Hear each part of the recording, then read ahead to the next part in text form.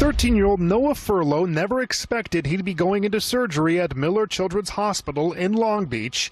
Noah's bad break came during his first flag football game of the season. His dad, Joe, is the coach. He did exactly the technique I taught him to do.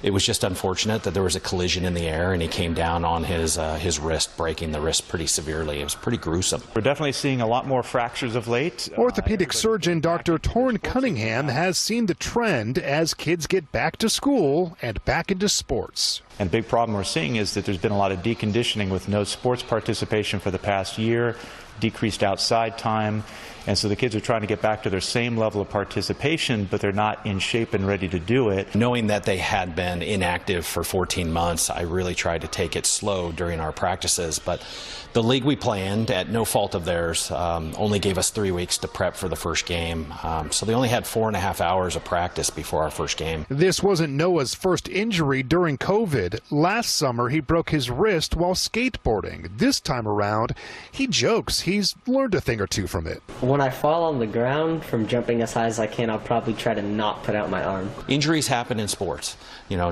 no matter what level and no matter what sport. We're grateful it wasn't his head or neck.